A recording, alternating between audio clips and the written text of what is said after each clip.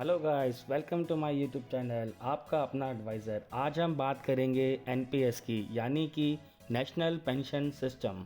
NPS 2003 की scheme है, क्योंकि 1 अप्रैल 2004 को गवर्नमेंट एम्प्लॉइयों को ही अप्रैल फूल बनाया था। हाँ, आप बिल्कुल ठीक समझ रहे हैं, क्योंकि अप्रैल 2004 के बाद से किसी भी गवर्नमेंट एम्प्लॉय की पेंशन नहीं थी।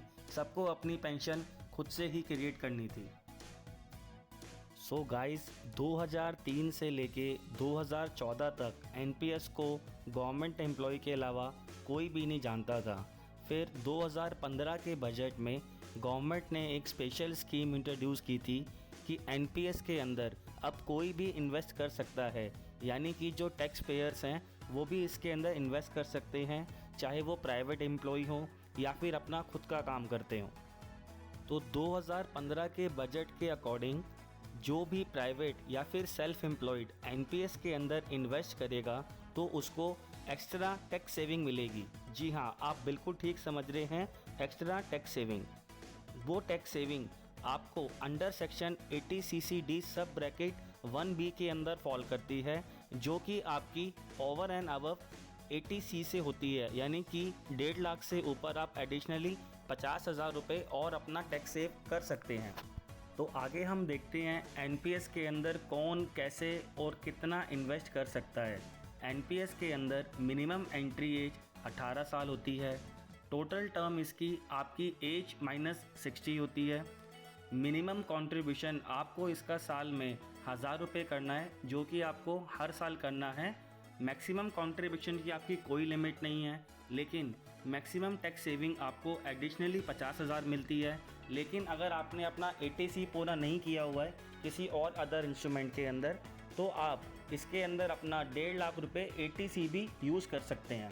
तो आप लोग भी सोच रहे होंगे हम लोग इन्वेस्ट तो कर देंगे, लेकिन हमारा पैसा इन्वेस्ट होता कहाँ पर है। तो गाइस, इसके अंदर 3 सेक्टर के अंदर पैसा इन्वेस्ट होता है।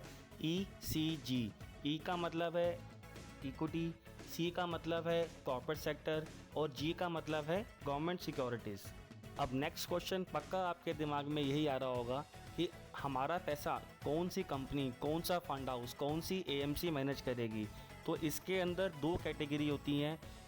नंबर 1 ए का मतलब होता है जो आपकी गवर्नमेंट सेक्टर से बिलोंग करती हैं, जैसे SBI pension fund private limited, LIC pension fund private limited, UTI retirement solution fund. के बाद आता है हमारा बी सेगमेंट के अंदर सारी हमारी पेंशन की स्कीमें जो होती हैं वो प्राइवेट सेक्टर से बिलोंग करती हैं, जैसे HDFC pension management company limited, ICICI Pru pension fund management company limited, Kotak Mahindra pension fund management limited, Aditya Birla Sun Life pension fund management limited, Tata pension management limited, Max Life pension management limited और Axis pension management limited.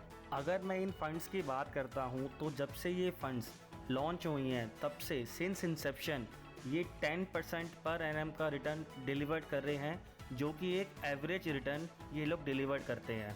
अब आप सोचते होंगे चलो ठीक है, हमने पैसा भी इन्वेस्ट कर लिया, हमारे फंड्स में रिटर्न भी आ गए, हमारा कॉर्पस भी बिल्ड हो गया, तो अब हमारे कॉर्पस का होगा क्या।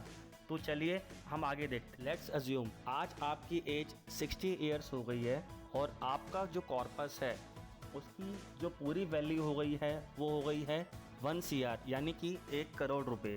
तो उसमें से आप 60% अपना विड्रॉल कर सकते हैं, जो कि पूरा का पूरा टैक्स फ्री है। रिमेनिंग 40% आपको पेंशन स्कीम के अंदर पैसे अपने डिपॉजिट करवाने होंगे, जहाँ से आपको पेंशन मिलेगी। वो पेंशन आपको मंथली मिलेगी। उस पेंशन का जो रेट ऑफ इंटरेस्ट डिसाइड होगा वो उस टाइम जो एन्युटी का रेट चल रहा होगा उसके अकॉर्डिंग हम लोग उसको डिसाइड करते हैं। या फिर आप एक और ऑप्शन चूज़ कर सकते हैं, जिसके अंदर आपका पूरा का पूरा कॉर्पस यानी कि 1 करोड़ रुपए किसी भी पेंशन स्कीम के अंदर चला जाएगा। वहाँ से आपको मंथली पेंशन आती रहेगी और उसके बाद जब भी पेंशनर को डिमाइज होती है तो उसका पूरा का पूरा पैसा नॉमिनी को ट्रांसफ़र हो जाता है, यानी कि पूरे 1 CR 1 करोड़ रुपए। गाइस, इस पॉइंट पर आकर एनपीएस की स्कीम पूरी होती है। आई होप आपको इस वीडियो से काफ़ी अच्छी नॉलेज मिली होगी, आपके काफ़ी सारे डाउट्स भी क्लियर हुए होंगे, लेकिन स्टिल जो मेरी वॉइस रिकॉर्डिंग है वो आपको पसंद नहीं आई होगी।